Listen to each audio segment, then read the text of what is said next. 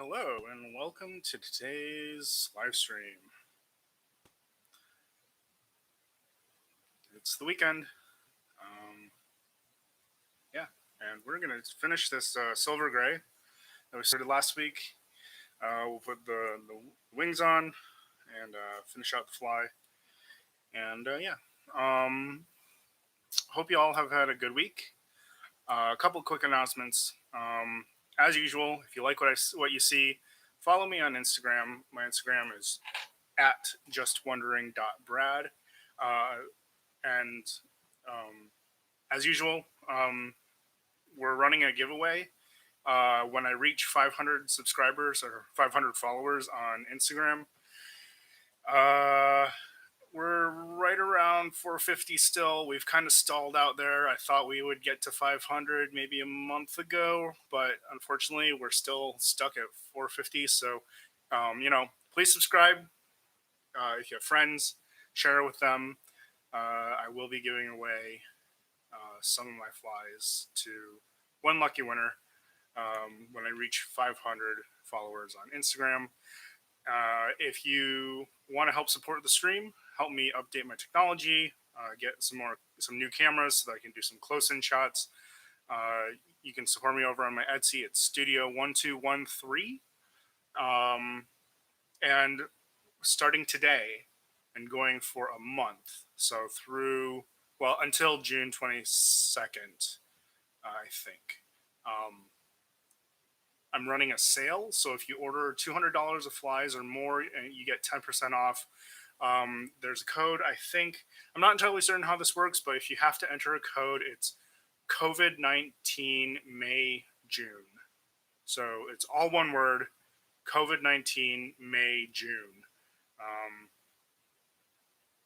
There might not be a code involved. I'm not sure, but if there's a code, that's the code. What else? No, not one. I think that's it for announcements. We're just gonna, chill out and or finish this fly today. And so last week we did the body. I showed you how to, tie on or make a nice smooth tinsel body. The trick always is to use 2 layers of tinsel. On a fishing fly, you could just use 1 layer and you can get away with it. But really, on a fly that you're going to display that you want to be extra smooth, you really want to do 2 layers. So you want to tie your tinsel down and back, and that way you get a good solid layer of tinsel. But then you also fill in the gaps between wraps, just in case your wraps aren't precisely side by side. So today we're going to tie on the wing. Now I believe that this version of the silver gray calls for the wing to be, or the underwing, which is golden pheasant tippets, to be tied in strips. And I haven't decided prior to now how I'm actually going to end up doing it. I think I actually want to tie whole feathers in back to back. And I want to show you all a trick that I use. If you don't want a whole lot of the tippets, or if you want the tippets to be just like under the wing and not, peek out above the wing, or if you want just a little bit of to peek up above the wing, there's a trick that you can use. So I think I'm going to show you that. But I just need to pick some tippets that can be used.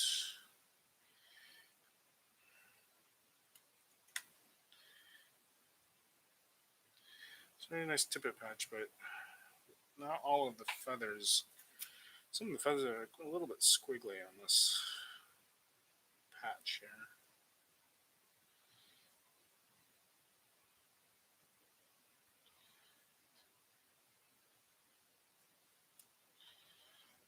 So I'm going to have to sort through a few feathers to find a few.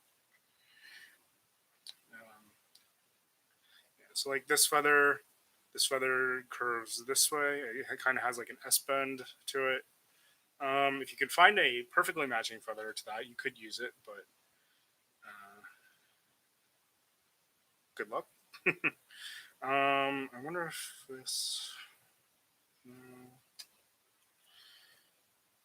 Now you could now it says tippet and strands, and what I generally interpret that as being is a tippet, um, where you, instead of tying in a whole feather, like we commonly think of uh, in kind of the modern style, where you just, you take slips of feathers as if you're tying in goose or swan or bustard. Take slips of feathers and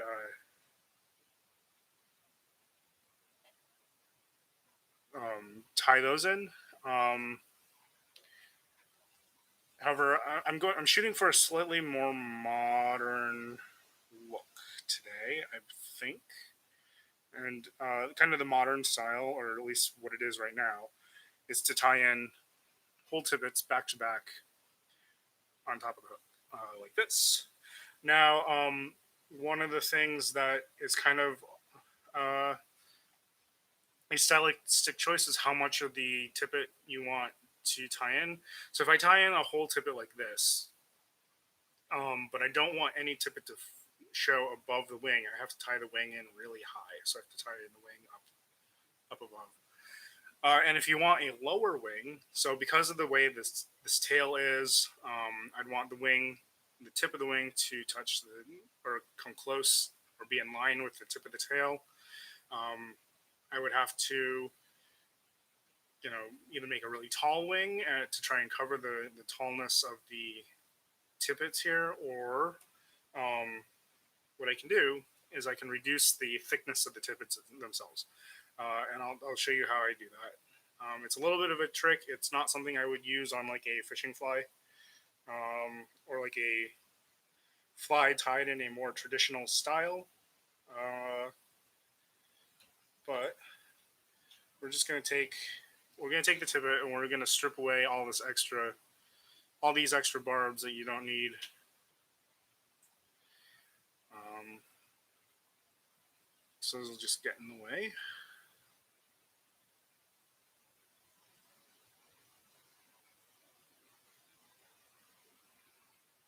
So normally you would have, or you could just tie this in. Let me get tools.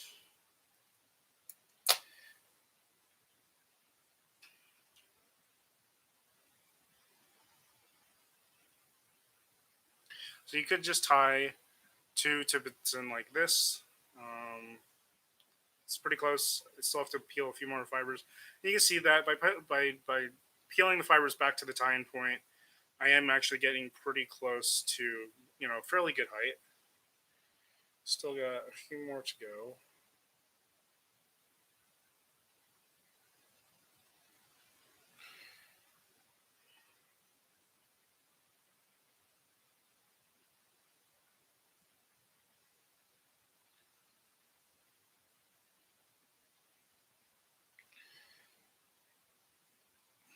And you want these tippets to be lined up tip to tip, but you also kind of want to make sure that this bar, the center bar here, is fairly well lined up as well. So you want this distance between the bars to be as close to as possible.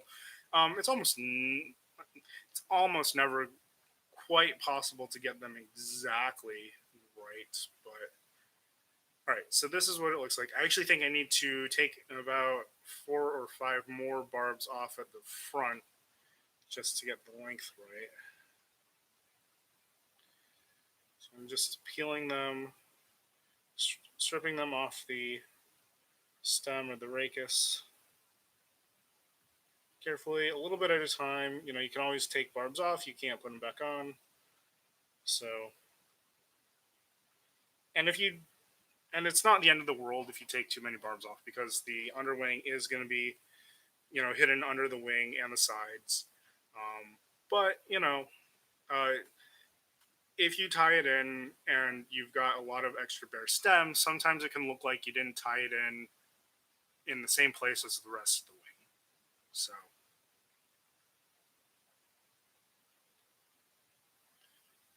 so yes, that's pretty close. Now that's actually a fairly good height wing or underwing, but it's still a little bit tall because, like, if you think of it, the wings got to sit, a little bit flatter so that this top peak would still show up. So what I'm going to do now is I'm going to just strip off a few extra of the top barbs. So you end up with a slightly asymmetrical, at least top to bottom asymmetrical underwing like this. So that reduces the height of the underwing, but it reduces it in such a way that it's hidden by the main wing, and that's one way you can make your underwing just a little less. Now, some people can. I know of people. I've seen people who have taken a little bit more extreme. And they totally take off all of the barbs from the top. I think this is a good enough height where I don't need to do that, but just that little bit of top to bottom asymmetry will mean that this underwing is just going to be a little bit less tall and therefore a little bit more easily hidden by the main wing. All right, so as usual, we're going to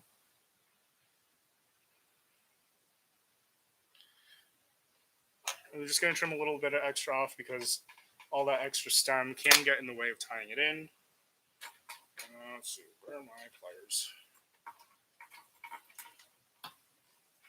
Got my smooth jawed pliers, flat jawed pliers. I'm just going to flatten the tie-in point, make sure the tips are aligned perfectly how I want them. Just going to tie in or flatten the whole tie-in point.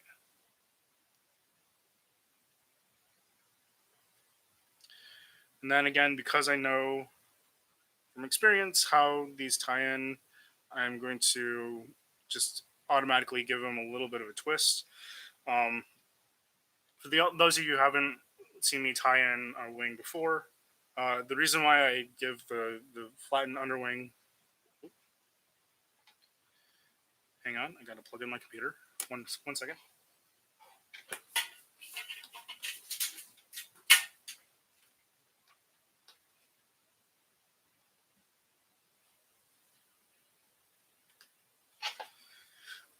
All right, forgotten that I unplugged it. The reason why I give my underwing a little bit of a twist at the tie-in point is that because I'm dealing with tying, so when I flatten it, I'm trying to tie something that's flat onto a round surface. The round surface being the hook shank. And if I try to tie in the flat underwing or the flattened stem of the underwing onto a round shank, the tendency is for the wing to roll to the side, and the two tippets would roll apart, and we don't want that because that leaves a gap.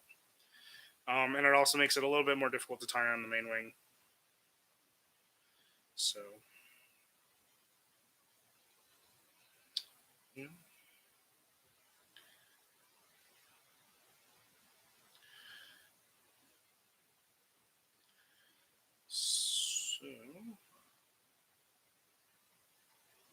So there we go. And because I added that little bit of twist into the flattened stem, those tippets are practically glued together. They're not actually glued together, but they look like it. And that's kind of what we're going for. So just seeing how this is setting up here. Top, I'm just going to gently kind of give the underwing a little bit extra curvature, just so it lays a little bit closer to the body.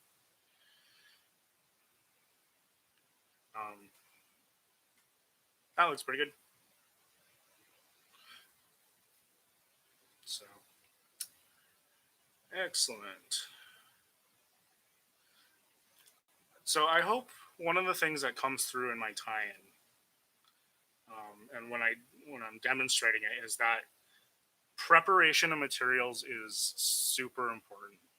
How you treat your materials before you even put a thread wrap around them is really important to how they're going to go onto the hook.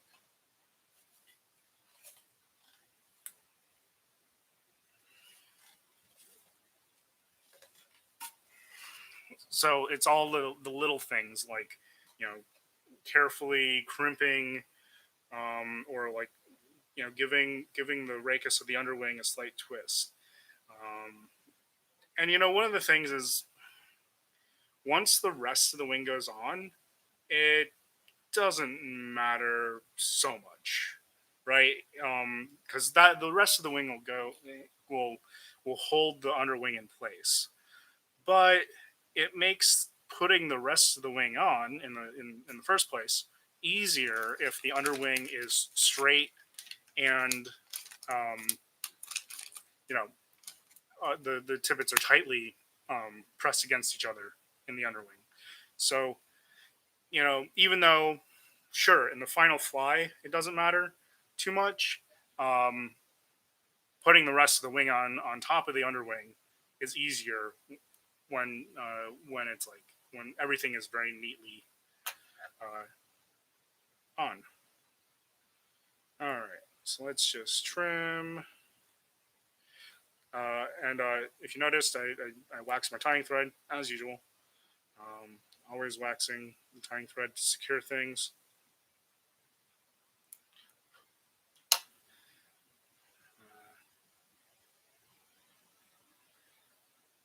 And I want to lay a good thread base, smooth thread base for the rest of the wing. Now we're going to build a married wing. Let me just add a little bit of light here, because it is a kind of cloudy day out here in Northern Virginia. Um, yeah, and let's build a married wing. This is actually a fairly straightforward married wing. It's three colors well, swan. It calls for swan. I'm going to use turkey as usual. So blue, yellow, white, swan, speckled bustard, and golden pheasant tail. Those are too long to place on my desk in front of me, so they're up in the feather rack. Um, by the way, I'm sure you guys continually see me reaching over to my right to grab feathers. That's because I keep all of my large feathers in an office organizer. So this is like an office inbox, or like an office, like file, organizer. I put all my large feathers in here. See all of them. And that just is a really convenient way to keep those long feathers sorted. Uh, I keep them all in their plastic bags because that's just easy. That way I can grab a package, and I package the feathers together. So, for example, all of my uh, mottled turkey or dark mottled turkey are in one package.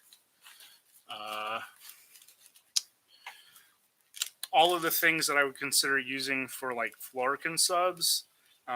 This front one here is a dyed florican sub from John McLean, and then I have some natural zebra turkey. Uh, what else? I have all my macaw, blue macaw, in one bag. So yeah, so I've organized all my feathers, uh, you know, by kind of common theme, and that way I can easily just pull out a bag and pull out the feathers that I need. Um, but yeah, so that's how I've organized my feathers. That's how I store them, not just in the case behind me, because this case is great for like the small things and small packages, but it can't accommodate, 3 feet of golden pheasant tail. So All right. Continuing on, let's build a wing. So I've already kind of have some idea of how this is going to go. It is a fairly simple wing, so we're going to make some of the sections a little bit bigger. Let me just check. Do we have also? Oh, and we also need florican. Okay. Let me grab some florican.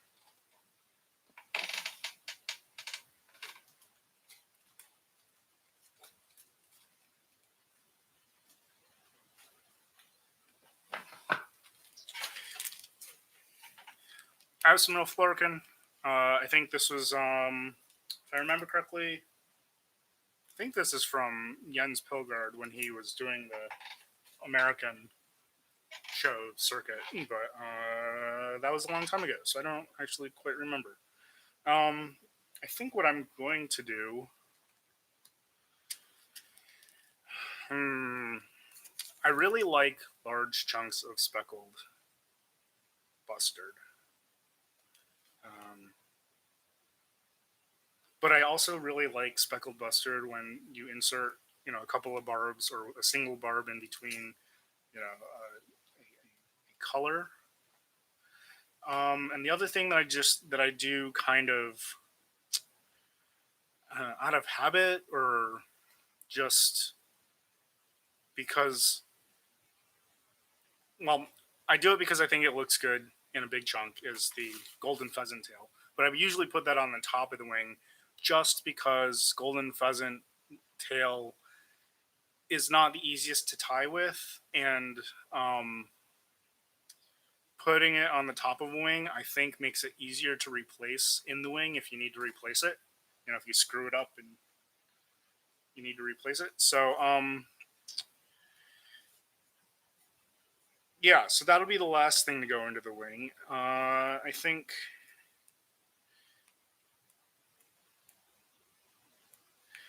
it's going to be 4 fibers of each. I just hope my white turkey's long enough. Oh yeah, it'll be long. So we'll do 4 fibers of white, 4 fibers of yellow. Some of this yellow has, as you can see, some of this yellow has some stress barring, so just trying to pick my way around it.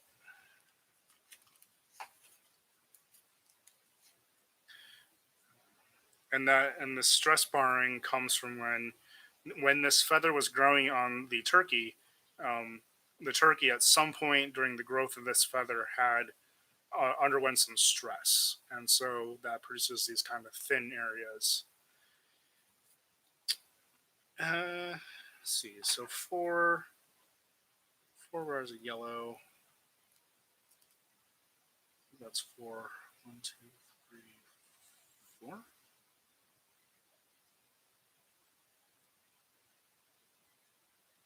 Yeah, if it's only 3, that's I think that's 4. Anyway, thin, relatively thin fibers. Might consider a little bit more, although I don't know. That's fine.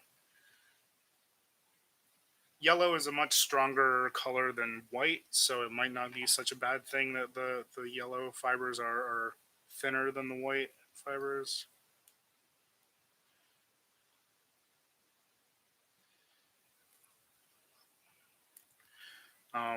Yeah, so one of the things that I have found just in general, kind of like color considerations, very light colors, so like whites and light grays, and very dark colors, so like dark blue, dark green. They can be easily lost in a wing because, at the very kind of light and dark ends of the spectrum, our eyesight tends to be less drawn to them. So, like, kind of middle ground, so like yellows, oranges, bright greens, tend to be stronger colors in a wing than, say, like a dark blue or dark green or a very light color like white. Okay, so have those, I think what I'm going to do is I'm going to do four bars of speckled other feather.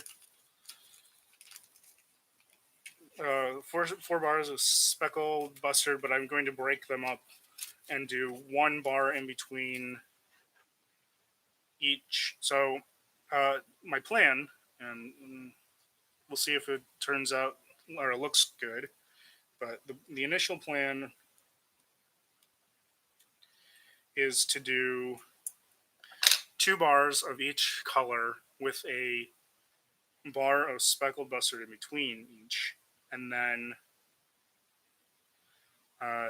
do like 2 bars or 3 bars of florican, and then repeat the colors and speckled bustard, and then have the um, golden pheasant on top. So again, to marry in, 1 or 2 fibers is not easy. And so the way I do it is I take all 4 fibers, or however many I've cut. I marry them all together, and then I simply just peel away the fibers that I don't need for that particular section of the wing. And that just leaves me with 2. Right.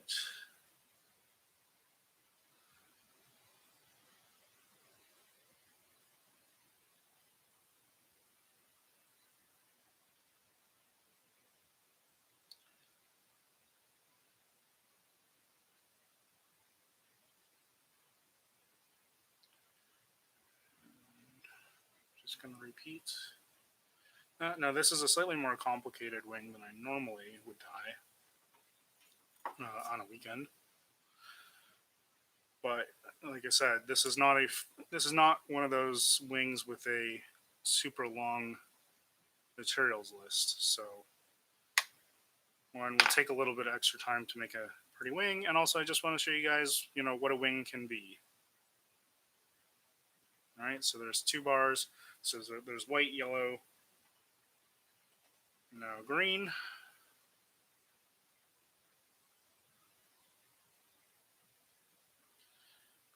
Just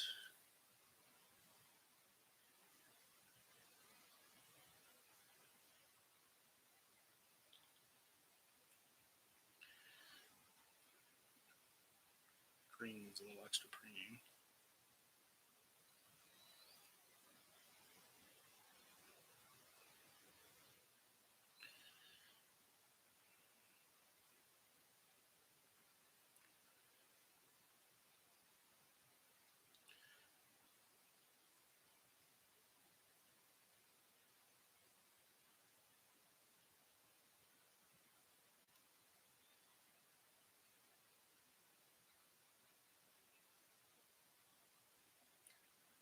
Now I'm going to take the bottom 2 fibers of white off. So this is the first kind of unit or segment of the wing is white, yellow, green, white, and then I need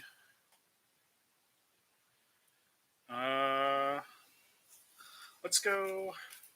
I think so. Florican is a fairly striking pattern, as you can see.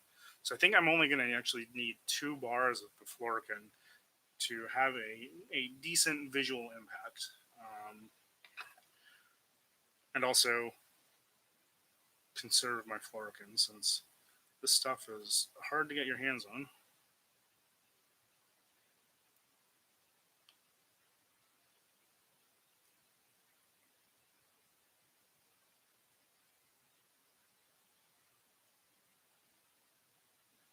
It's just going to add a little bit of a visual difference. It's it's kind of like it's just interrupting the pattern just a little bit.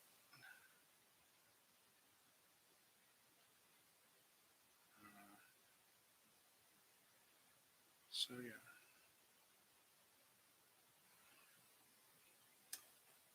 we might want to add some more florican.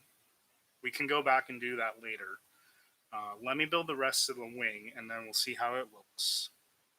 Um, and we might decide to add more. But I think 2 bars is going to be plenty because it's going to be right next to a white segment, and so uh, that should actually emphasize it a little bit. Hopefully, a little bit extra.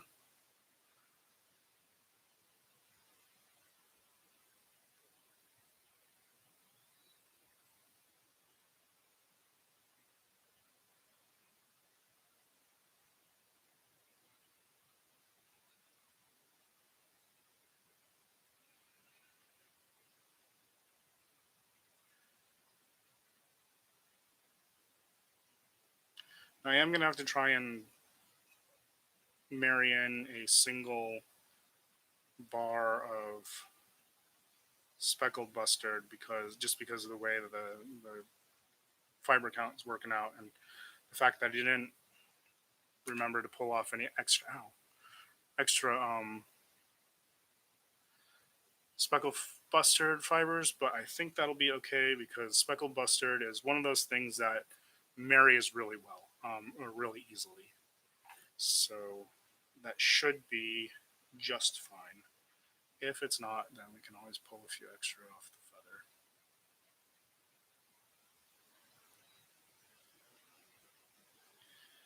And yellow.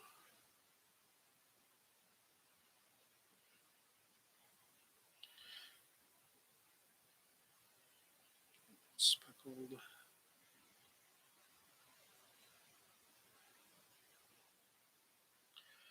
It's just figuring out which side is up and which side is down, so that when you marry it in, it goes in the same orientation as the rest of the wing. But like I said, speckled bustard, not a worry, marries really well.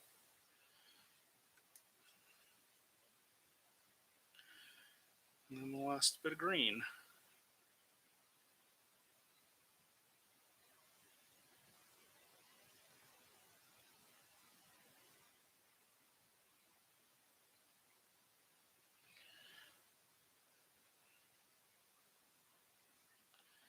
And you know what? I am not mad at that wing.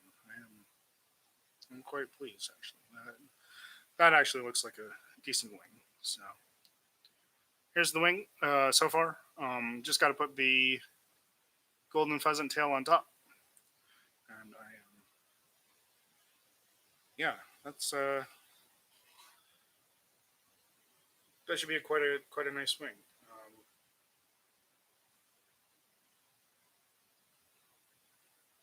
Something a little bit different. I personally like large chunks of color, so this is a little bit more broken up than I normally would um, go for, but not bad.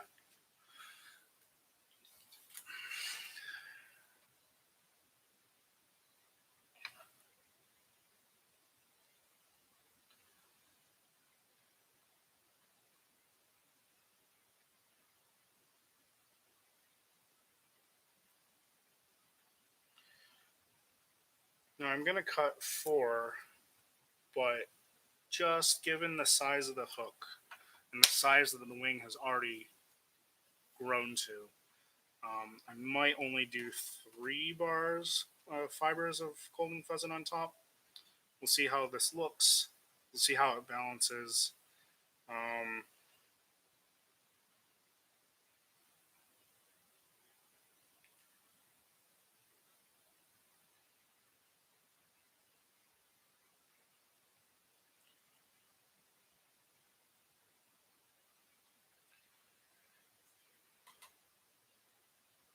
yeah, actually 4 is not bad either.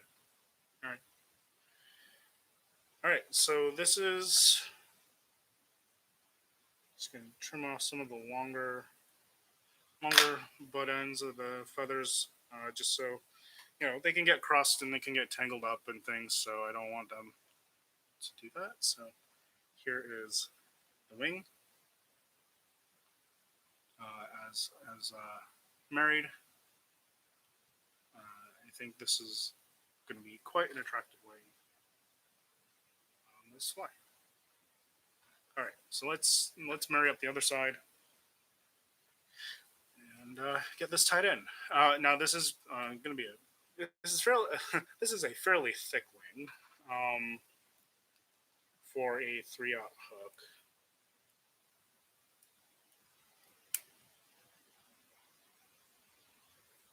So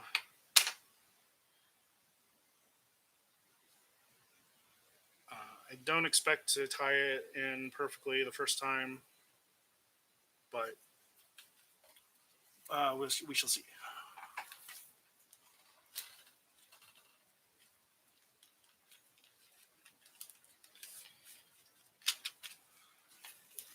I know a lot of some of the guys who tie very large flies, like the 5/0 and above flies, can spend literal hours attempting to tie in wings.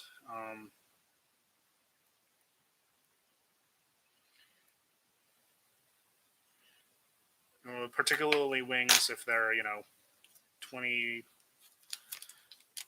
more than 24 fibers tall. That's a lot of feather to try and compress on a wing. It's one of the reasons why I don't tie. I generally don't tie sizes larger than 3/0. I think I actually have 5 fibers there, but that's okay. We'll take care of that. Marry it in. Let's see. Just trying to be a little bit neat and organized here.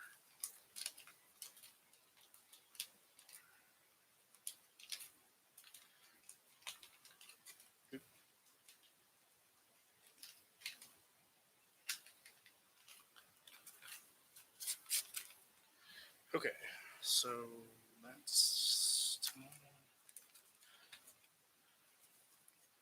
speckled.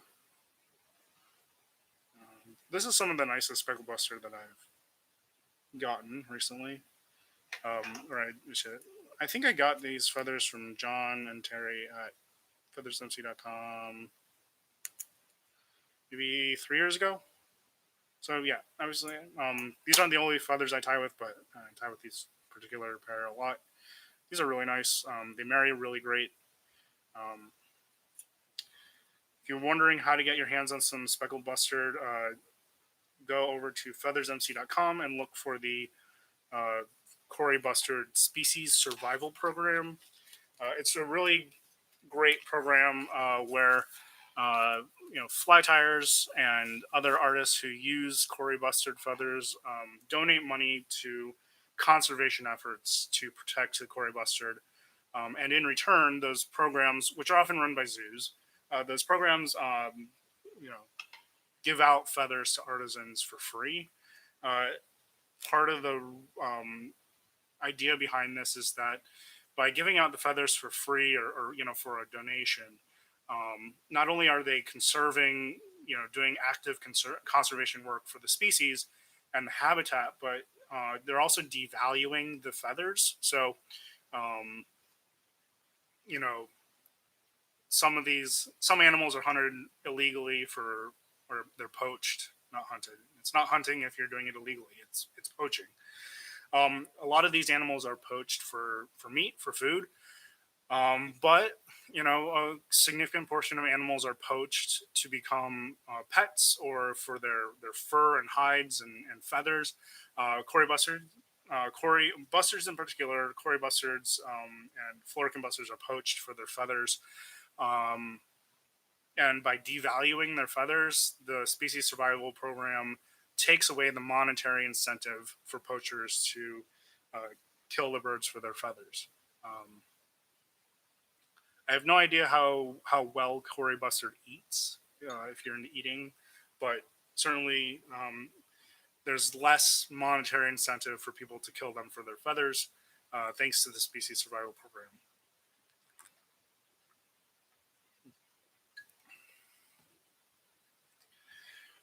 All right. And I will say there was recently a change in that program, at least as it was administered through feathersmc.com. I believe it was because one of the zoos stopped accepting third-party payments, that is, payments that came through feathersmc.com. And so uh, uh, I think they want you to send your checks to either, I think, like the National Zoo or one of the other zoos. Um, Check the website for details. I can't remember them off the top of my head. But if you are interested in some Cory Bustard, that is the only way to get it, um, uh, both, uh, well, what I would consider legally and inexpensively. So,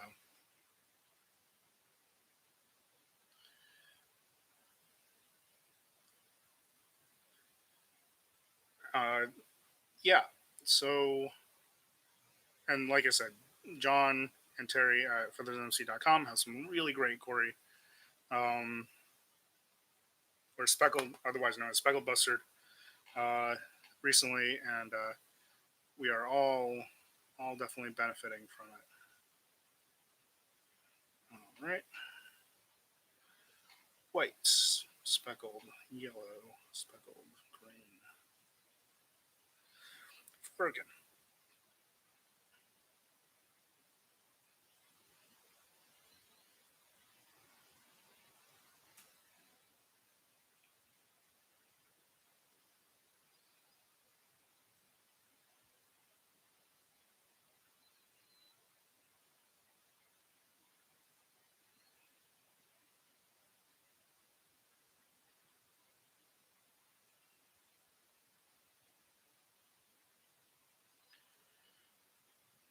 Now I have heard, so I believe some bustard species are considered threatened. A few are maybe considered endangered. Uh, However, I have heard that our populations of just anecdotally, not scientifically, but anecdotally, I've heard that there are populations of various species of bustard in Africa that are considered to be numerous enough to be pests. So um, they are not so uncommon, but it is fairly uncommon, or it's fairly difficult to obtain Cory bustard here in the United States. So, and just be aware, one of the kind of things that makes the species survival program work is that these feathers that we get for free, um, we don't sell them,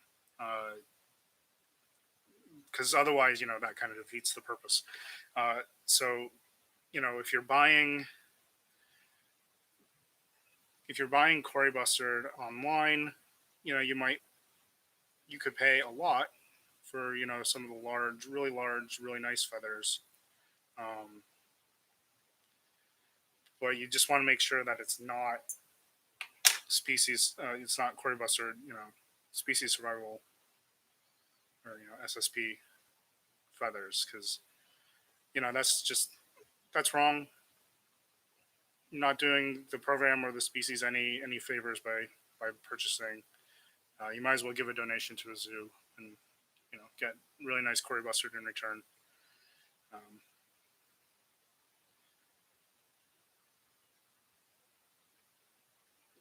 that's a much worthier way of obtaining Cory bustard. So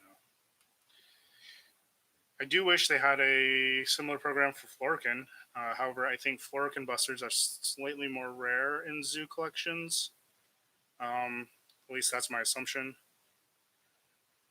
So, but yeah, it would be nice if we could get our hands on a little bit more florican for sure.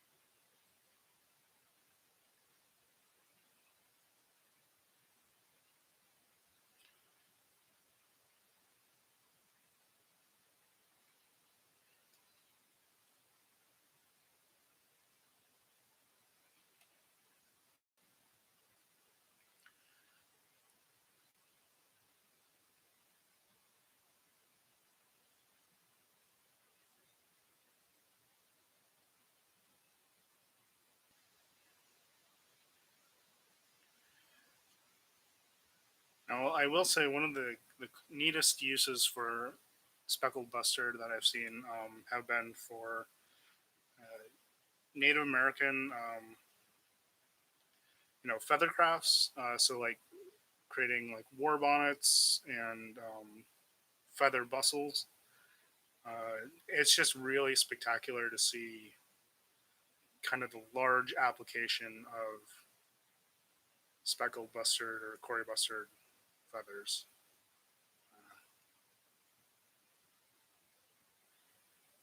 Makes me a little bit jealous, not gonna lie, because those are some really big flat paddles of speckled bustard. But man, they look really great.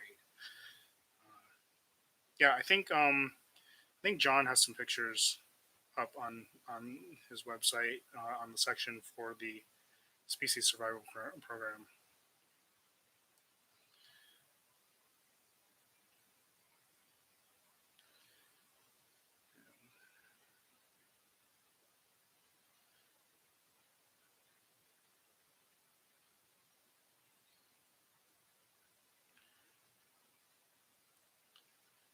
Yeah, and as I suspected, I have one extra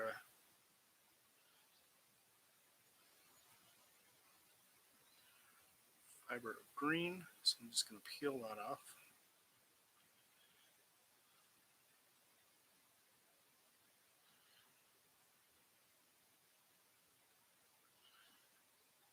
Just going to make sure all of the tips are approximately the same angle as the other wing.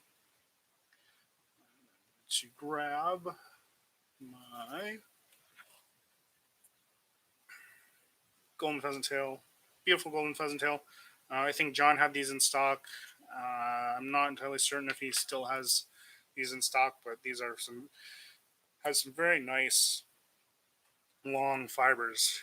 Um, but I'm going to actually use from closer to the tip because I don't need you know the super long fibers for this particular hook size. Again, I say it a lot, but this is just a 3/0 hook.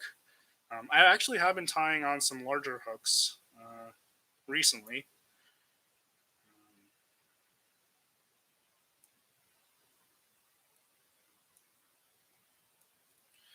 Show you a few, or I'll show you some of the fruits of my labor on the larger hooks.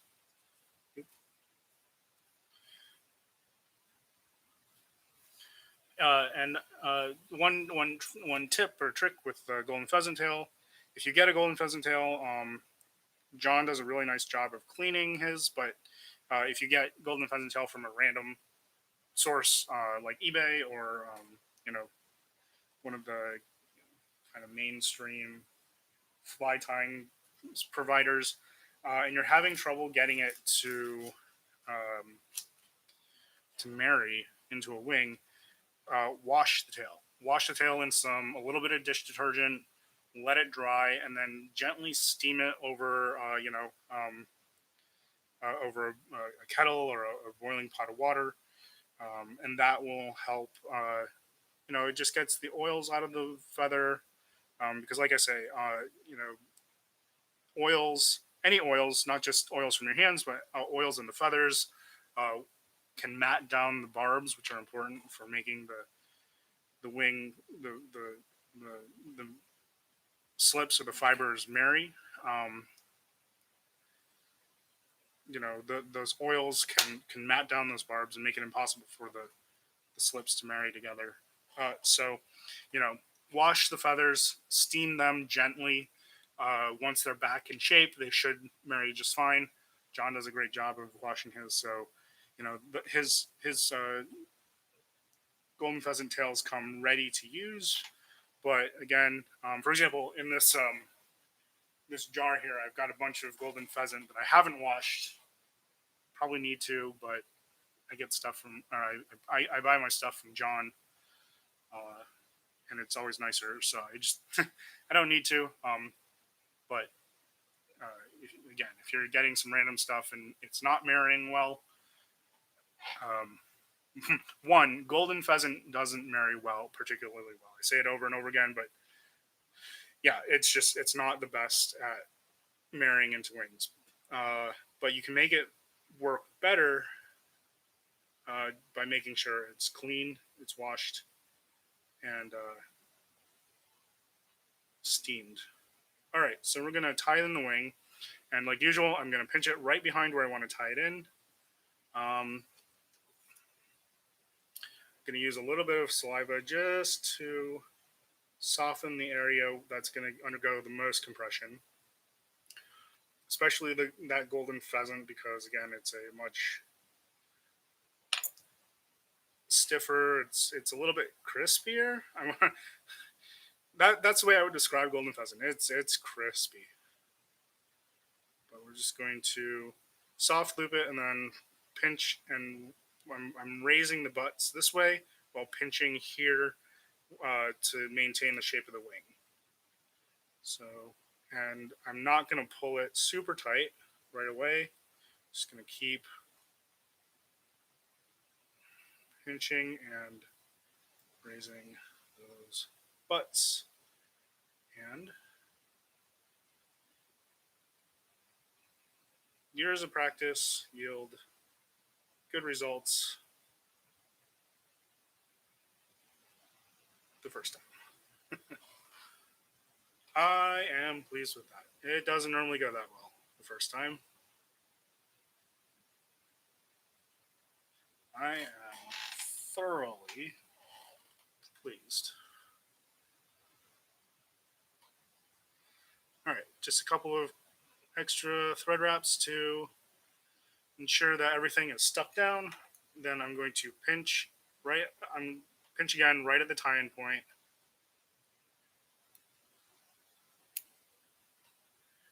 And I'm going to gently trim, just small bunches at a time. Because, so the way scissors work, they exert a slight bit of like shearing force, just like side to side force on the thing that they're cutting. So you just want to make sure that that little extra side to side force from cutting doesn't shift the wing anymore. I want the profile to be a little bit higher and a little bit broader. Yeah. Okay. I will say I've had some recent practice tying in larger wings.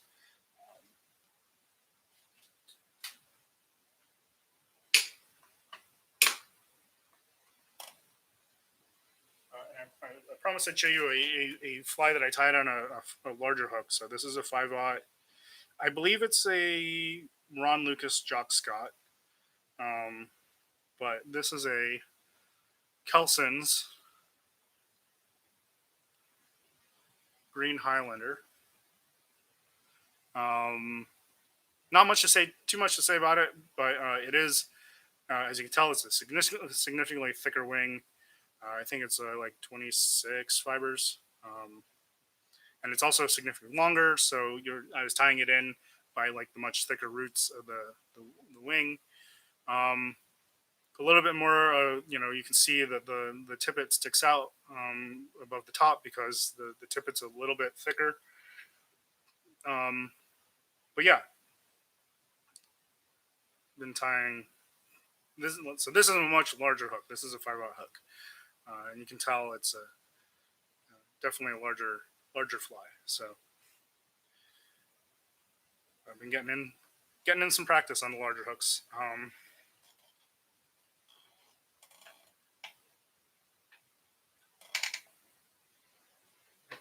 Also, gasp, a fly not tied on camera.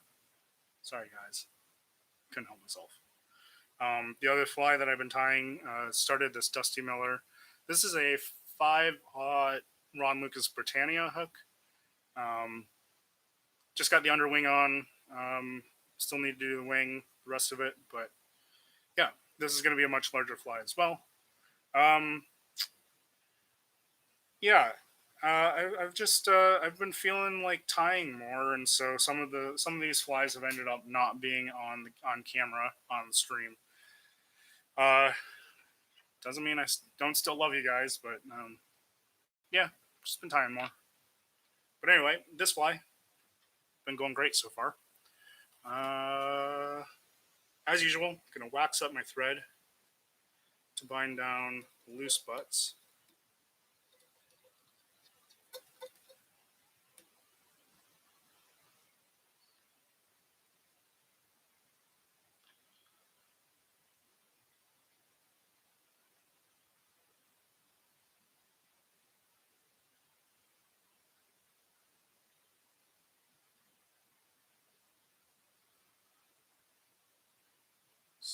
we go.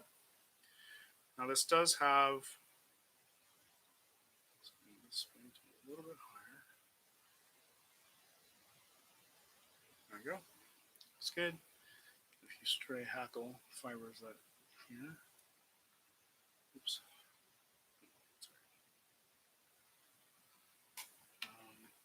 Now the silver gray is a fly that I love to look at. I've never tied it before, but it's definitely a very beautiful fly. So it does have sides of. So sorry, we've got another computer screen right behind us that I'm looking at for the recipe, and it's got sides of teal and summer duck, which is barred wood duck. Just gonna pick some teal here. I'm actually gonna use Gadwell because that's what I have on hand. Also, it's what I've got on hand that looks pretty. I just need to find a pair.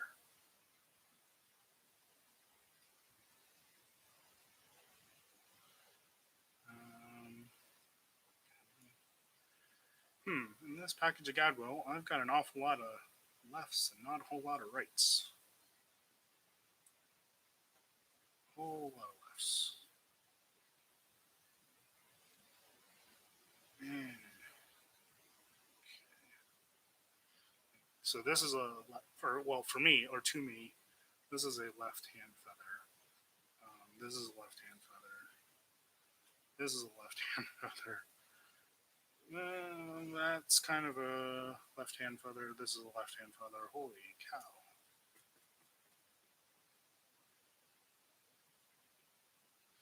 Okay, so I'm going to use this feather because this particular feather, obviously you can see I've used it before, is as close to bilateral as I think I'm going to get. It's not that I want to use a bilateral feather. I would love to use a right and a left feather, but this package seems to only have left feathers, except for this one bilateral feather or two bilateral feathers. So, oof, not ideal. That's okay. So we'll do the sides, and it's got teal, or in this case Gadwell, and summer duck sides, brown mallard roof, jungle cock, and a topping overall. And the way I'm going to do this, I think, is I'm going to tie in the sides and the jungle cock for one side. Then I'm going to reverse my thread, tie in the sides and the jungle cock for the other side, reverse my thread, and then I'm going to tie in the mallard roof, or the mallard, using the tent roof method, like I showed for the Black Doctor a couple weeks ago. Because I think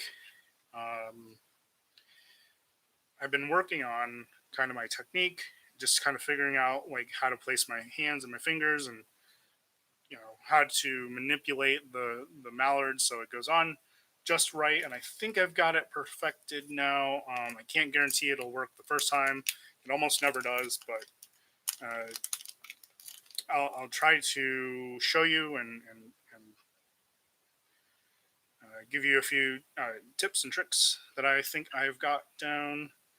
That's a big think and maybe, but we'll see. We'll see how this goes. So I'm just going to use, don't need to be particularly thick strips. Just going to make sure that they are the same width.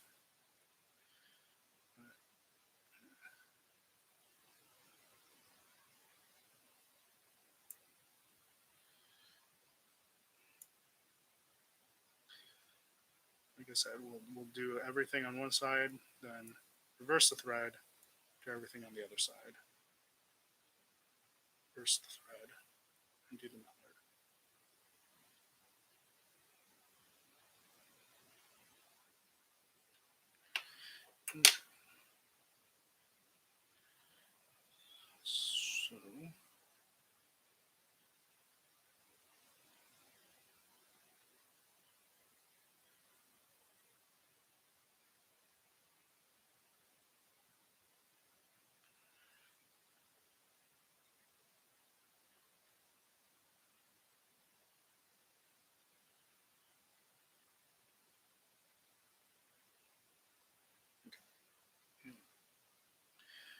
Here's the strip of gadwall, or our teal substitute for the near side.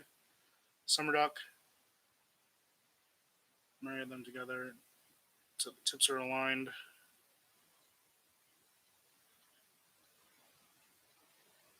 So I'm going to tie it in a little bit long. I'm going to tie it in because it also has a jungle cock eye. I'm going to tie it in a little bit long and a little bit lower than I normally would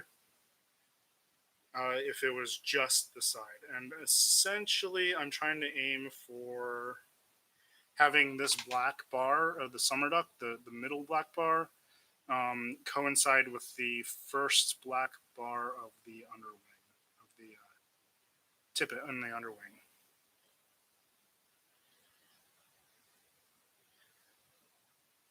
And that also coincidentally coincides with the butt.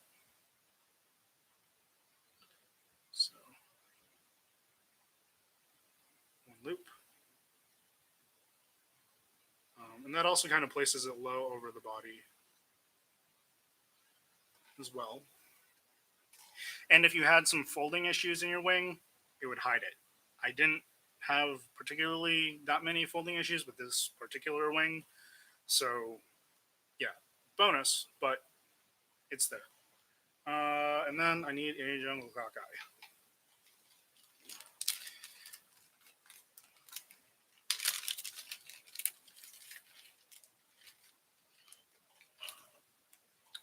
Whoop.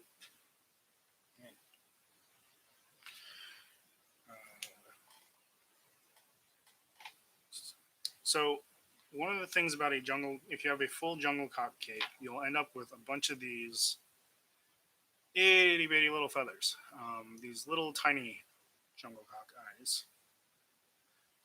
And if you want to see what I did with a couple dozen of them, you can head on over to my Instagram at justwondering.brad. And I think you scroll down, it was maybe 9 months ago that I posted the picture, but I used these little jungle cock eyes to do the entire body on a sort of Catskill style dry fly. Never doing that again.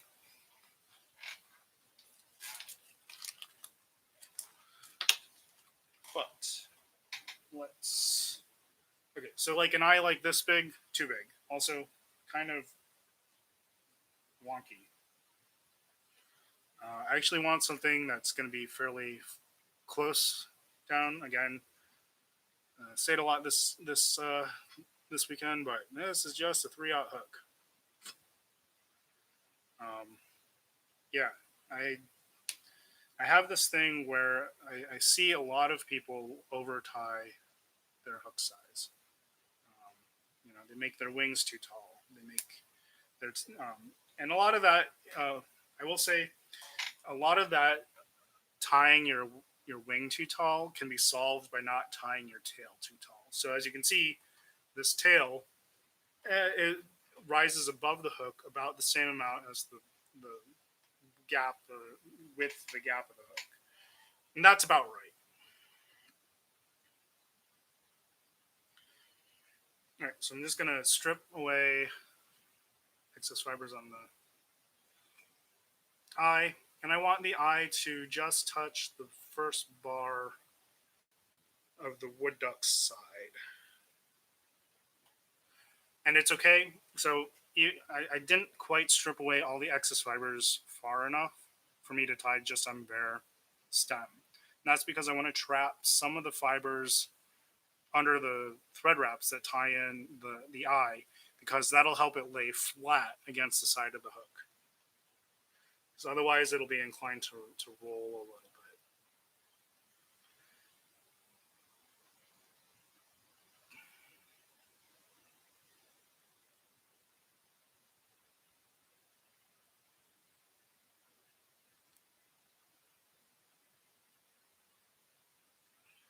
Take 2 turns, check, make sure it's exactly how I want it. Then I'm going to wax my thread, bind everything down with a couple more turns. Then I'm going to reverse. I'm going to trim because these butt ends will get in the way. And then I will reverse my thread, tie on the other side.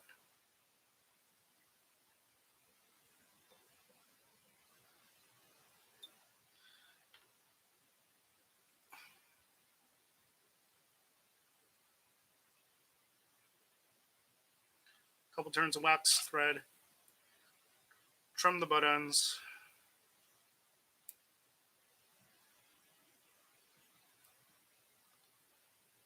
Again, I'm doing it in just a couple of small cuts instead of doing, yeah, always trim things in a couple of small cuts because that way you won't shift things around. I'm going to slide the thread under between the gut eye and the very tip of the blind eye, and that way I can reverse my thread.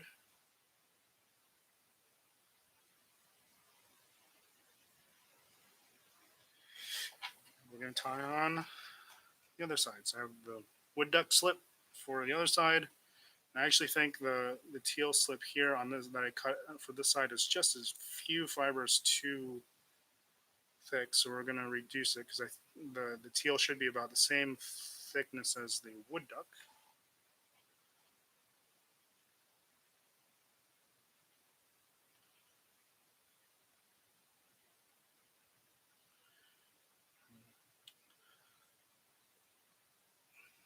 Oops, slipped just a little bit.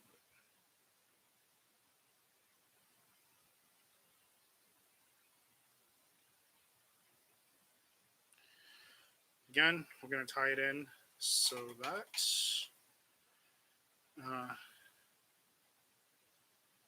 a little bit low.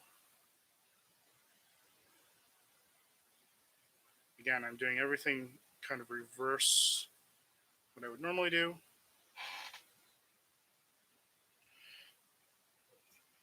And that just helps. I always say when I'm reversing my thread, that just helps each side be tied on equally.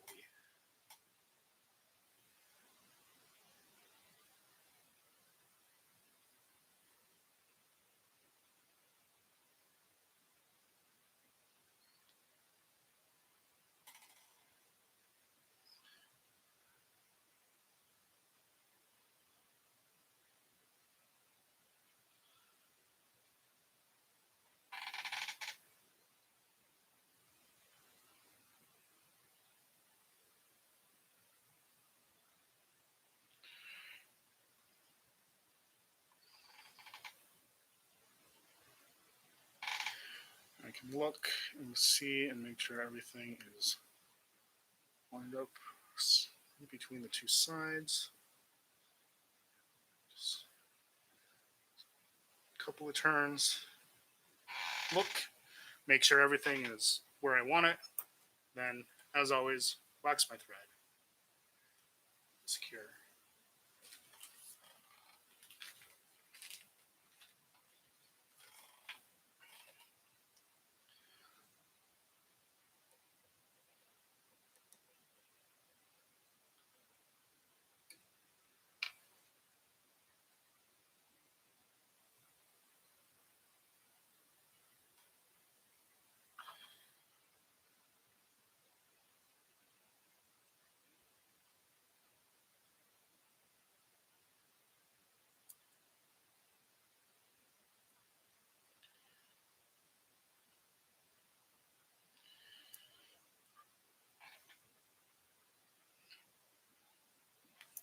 Just going to make sure that nothing shifted on me. Everything looks as it should. Continue wrapping with the waxed thread. Line things down. Reverse my thread again. Back in my normal orientation. Now I am going to add, does not call for a herl head. I don't believe calls for a herl head in the original recipe. But I like a good herl head. I believe the recipe just calls for a black head. So I will use a black herl head.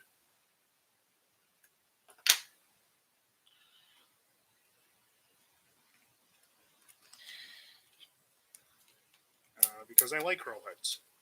I think herl heads finish off a fly nicely, and since I have some very nice black herl, I might as well use it.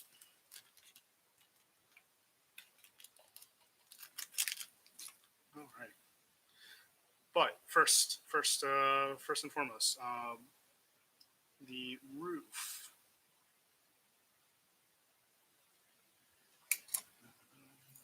So I need some mallard.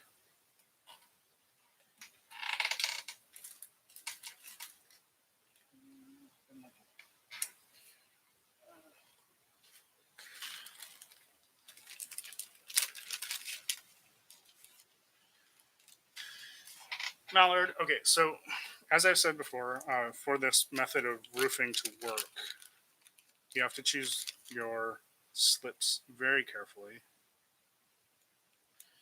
What you're looking for essentially are mallard slips that have a significant portion of gray and then just bronze at the tips.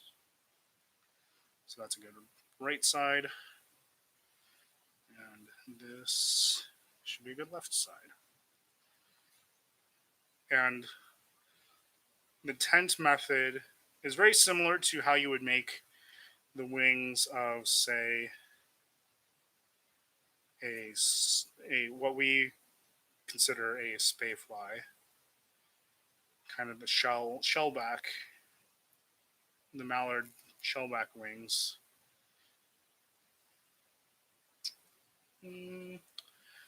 Actually, this slip might not be quite long enough. We'll see.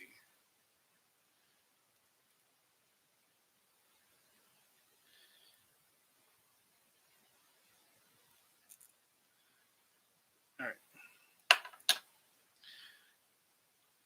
So essentially, you're going to take the two slips. Hopefully, same.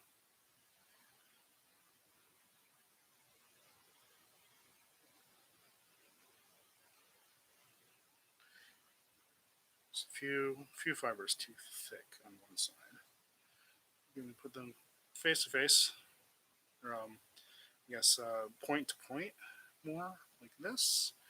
Then we're going to fold them over along the place where they meet. And the idea behind having a whole bunch of that gray kind of near the base is that sort of kind of pseudo marries to the gray from the other side. It's not really marrying, but they do kind of stick together. And you can get the gray part is also easier to manipulate into shapes like this. And that way you can just set it on top like so. Of course, if you haven't quite married it together, it will fall apart, just like that.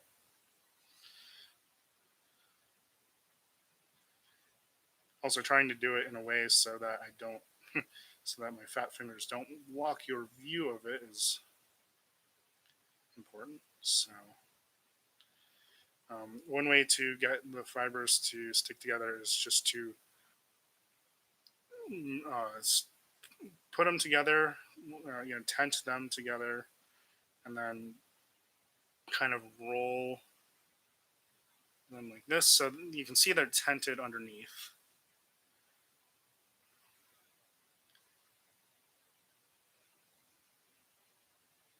And then basically what I'm going to do is I'm going to hold them in place on top of the wing. To take my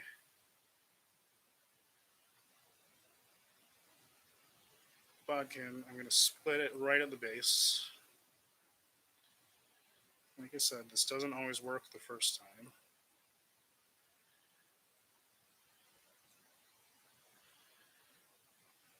Particularly with such a high wing. I'm going to gently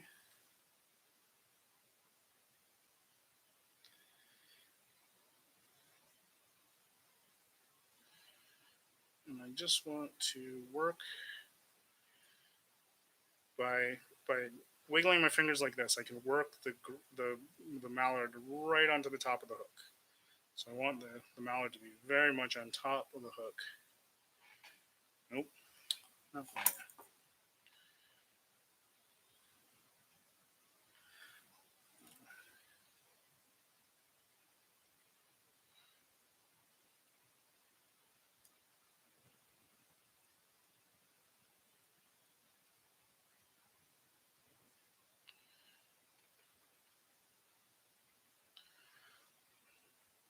This is why having that gray part is so important, because you can see how you might not be able to see it too clearly, but this portion of the butt, or the tail end of the slip of mallard is almost vertical and being tied in. So vertical. Um,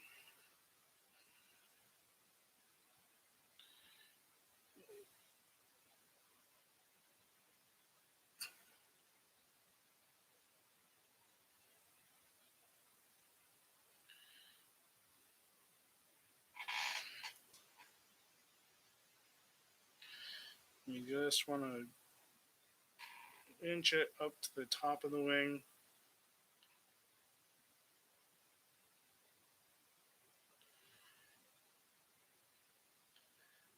So that it more or less closes up around the front.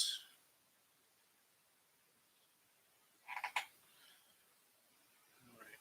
And then I'm just going to gently kind of use my fingers to just lay everything right where I want it.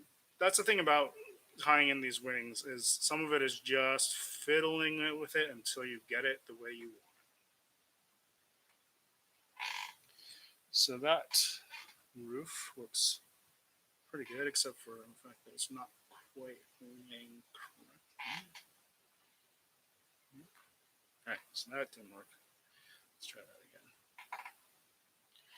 So yeah, the slip on the far side, or the side closest to you, is a little bit stiffer, and so it's not quite bending around the wing as easily, which is what I kind of thought might happen.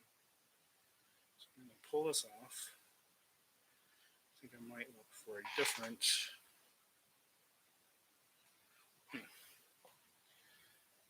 And in the process of messing with it, I think I messed up my teal.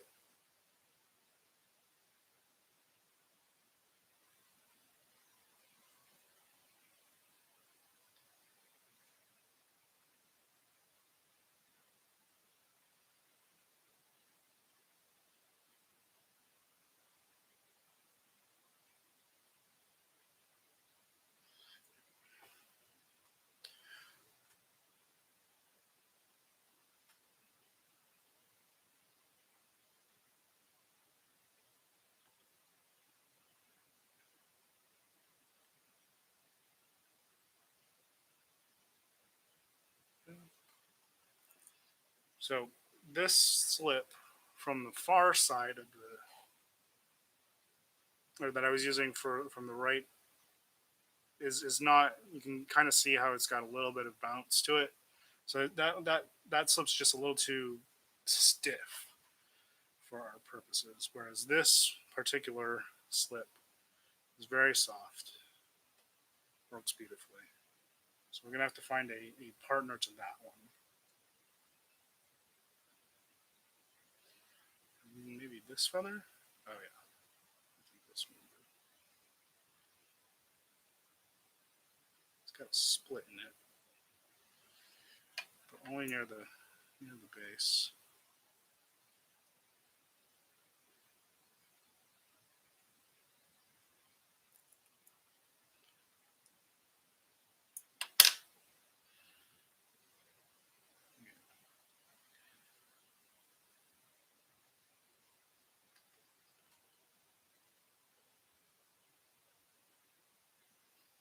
Okay.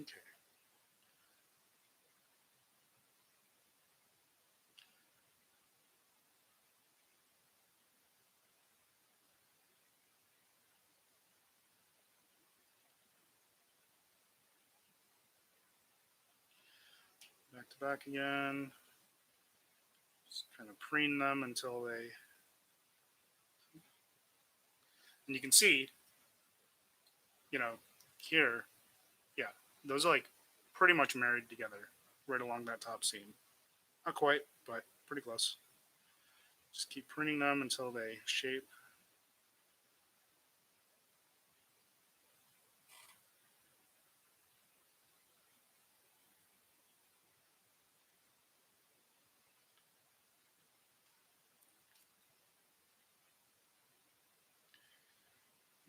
just going to split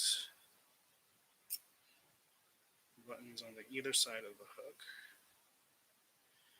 You tie in that gray space, or that space where the mallard is super gray, super soft. It should tie in just a little bit easier than in the bronze, the place where it's bronze. So ironically, the fact that you want bronze mallard actually doesn't make this any easier.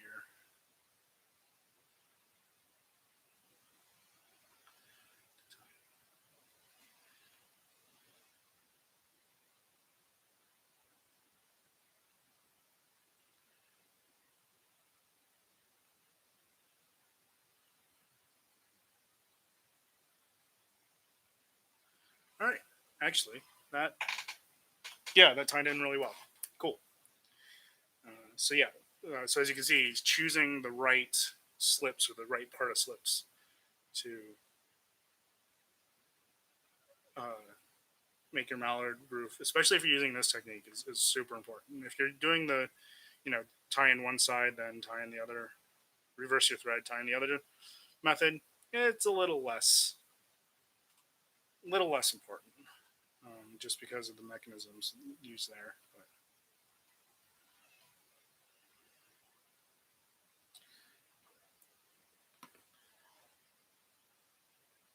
all right, now I need a topping, and then I need horns. So let me just clean up the feathers here so I don't go everywhere. I'm trying to be a little bit neater of a tire by cleaning up myself as I go instead of making a giant mess and then spending an hour afterwards cleaning. So, yeah, and the wood duck migrate a little bit, but we'll fix that in post tying cleanup. We need a crest.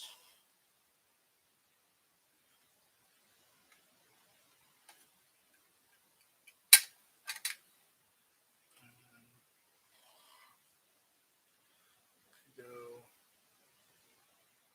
this crest.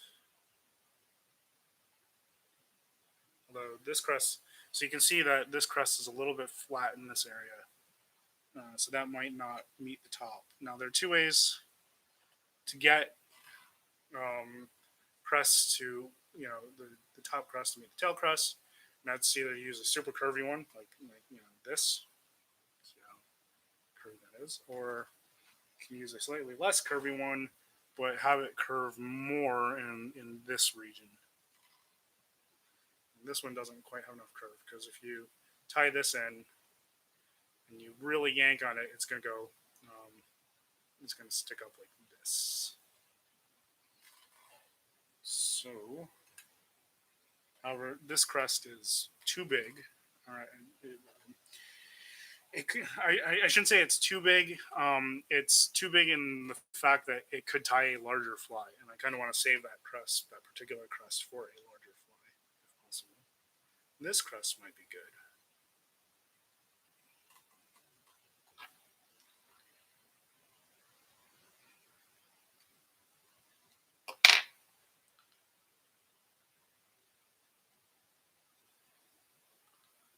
Might already be just the correct length.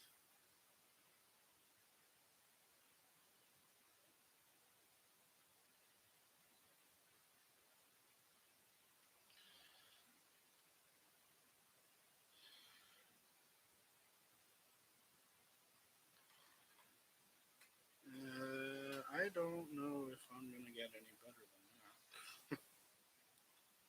Honest.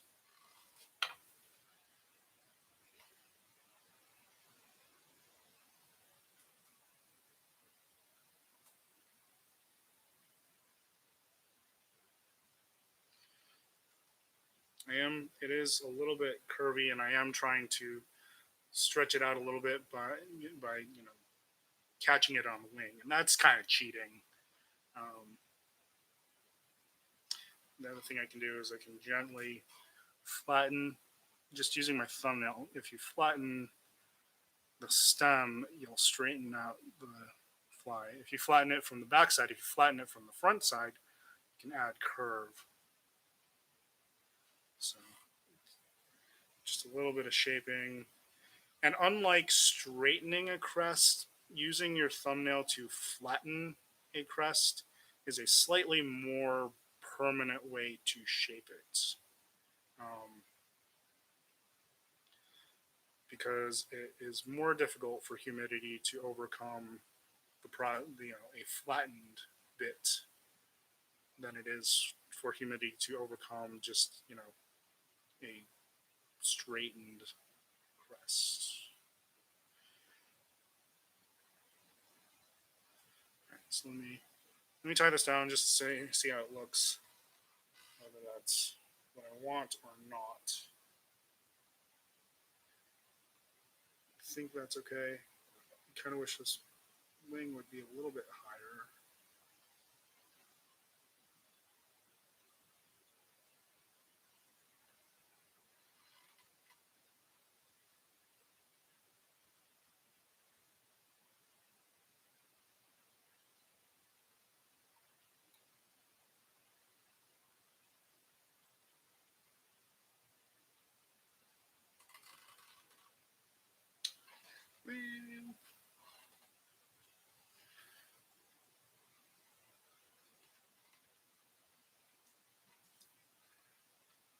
I think that's okay.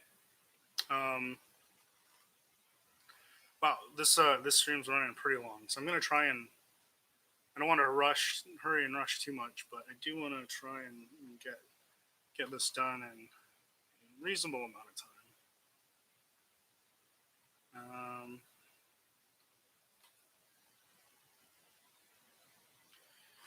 But I also kind of want to make sure that this is well tied.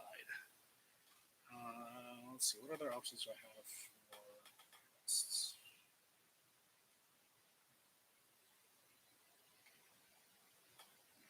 This one, which I think is just the same.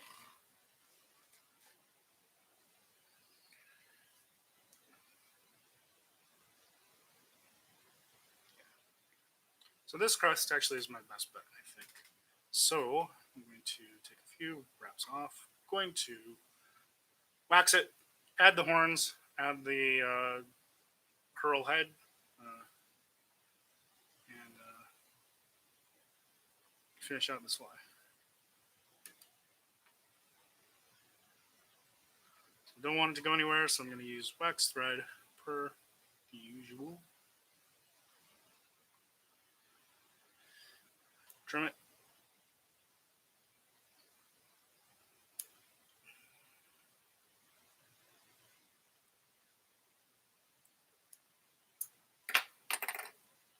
Okay, I need some horns.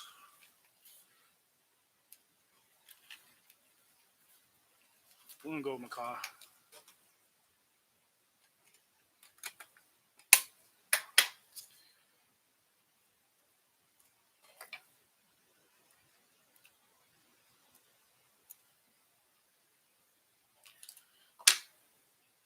Find it's easier to tie the far horn on first because that kind of sets length and it's easier for me just to see how, the angle and how that sets. Because it's easier for me to match it on the near side. So I'll always tie on the far side first. Again, it just has to do with how the forces are applied to the component by the tying thread, and it's easier to match those forces on the side closest to me to component tied on the far side.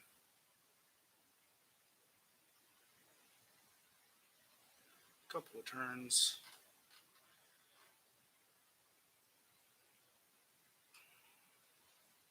Looks pretty good to me.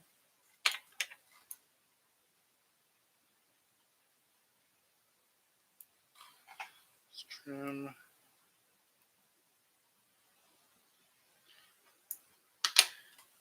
Now I'm going to heavily wax the thread. Waxing the thread before tying on a herl head or herl butt just helps the herl not slip so much on the thread.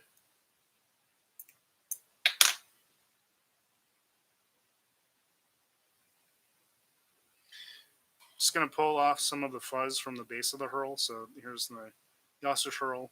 I've pulled off some of the fibers or the barbs from that end. That just helps tie it in a little bit more securely.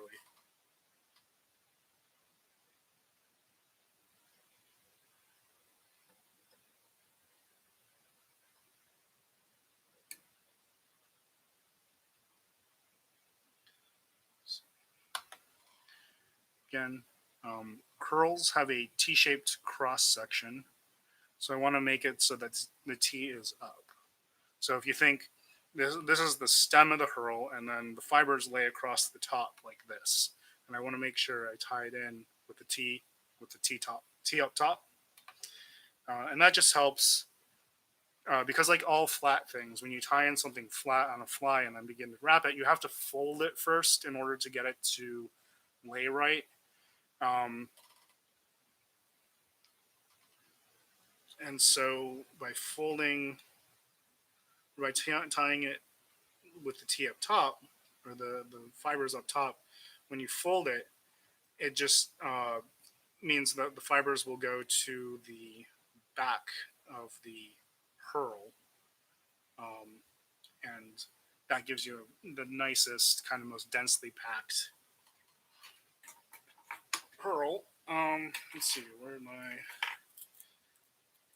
trusty articulated Hackle pliers?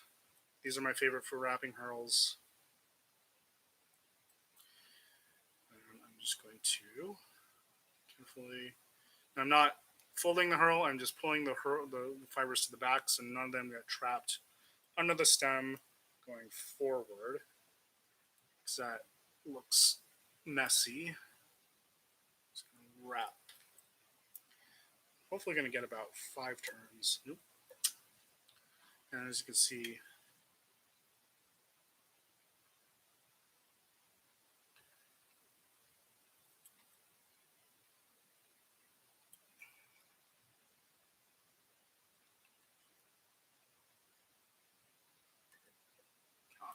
come on. I think I'm going to try. I'm going to level out the head just a little bit.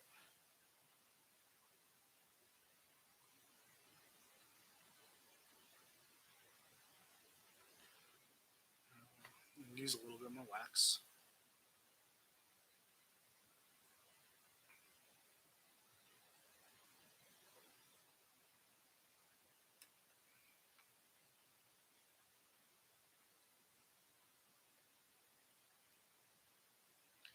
All right. Looks a little bit, I know the fly looks a little bit messy right now, but we'll take care of all of that once everything is on the fly and the fly is finished off. I'm going to try and get one more turn.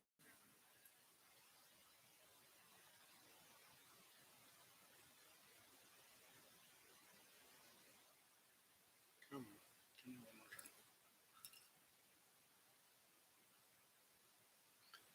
All right, that's probably as good as it's going to get.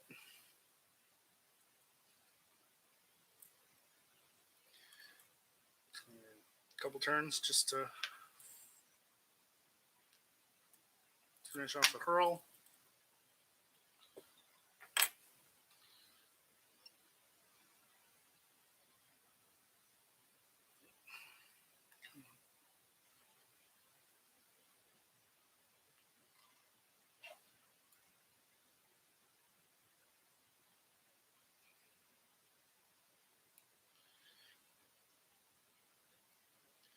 I want everything to be as neat as possible, so I'm going to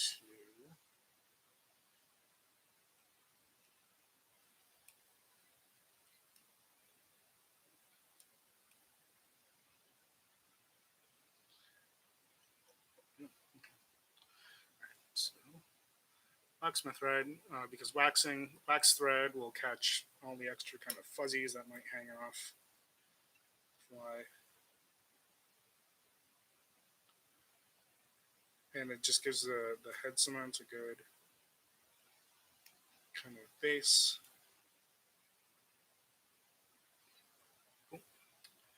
Now I'm going to whip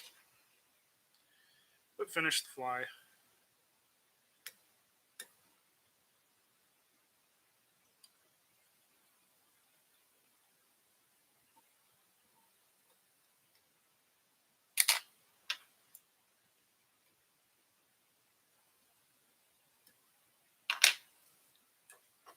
All right, so the fly looks a little bit of a mess because with my fat fingers, it's kind of caused everything to go everywhere. But what I can do is I can take the bodkin and just kind of push things around until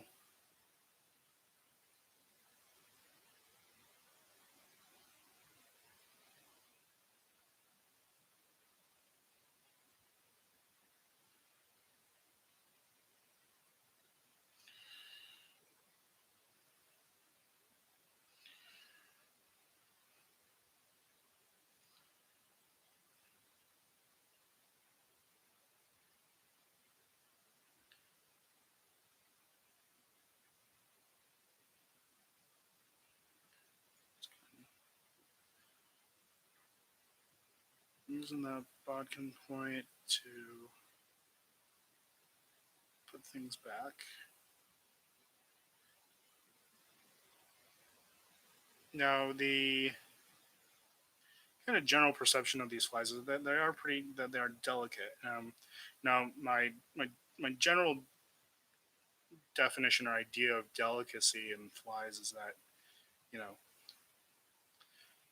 were I to be crazy enough to fish these flies, in general, other than the gut eye, which obviously, if you remember, got tied in a little bit short because of trying to conserve gut. But things like the wing, the topping, the horns are very unlikely to pull out. However, everything as placed on the fly now is unlikely to stay there. I mean, that's just true of any fly you fish. But there we go. It is so easy to put things back just using, a bodkin.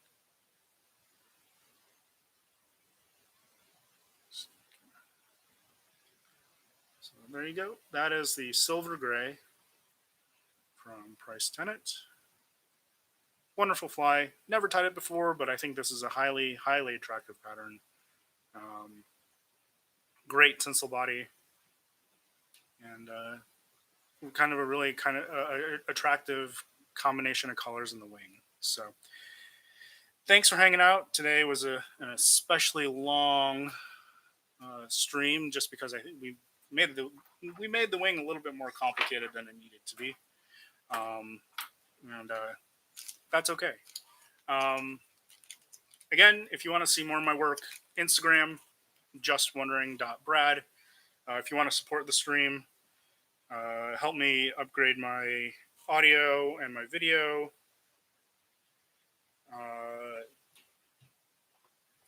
Etsy shop is Studio1213. And yeah, and like I said, I'm running a sale right now on my Etsy shop for $200. If you purchase $200 or more worth of flies, you get 10% off. The code, if there is a code, like I said, I'm not entirely certain how this sale works. I just set it up, and I'm not sure if it was the name of the sale or if it's the code to be used. But the code would be COVID-19 May June, all one word, COVID 19 MAYJUNE. You get 10% off on a purchase of flies $200 or more, which you can easily do. I mean, these are expensive flies. They're expensive flies to tie. They're obviously expensive flies to buy. Yeah. But again, all the money I get from my shop goes back into improving the stream, improving the audio, such as this mic that I'm using here, improving the audio, improving the video, buying more materials so they can tie, different flies. Um, so yeah, and I really appreciate everybody who has contributed so far. Um, and yeah, thanks for hanging out. Hope you have a good rest of your weekend. Hope everybody is staying safe and healthy. And I'll catch you next time.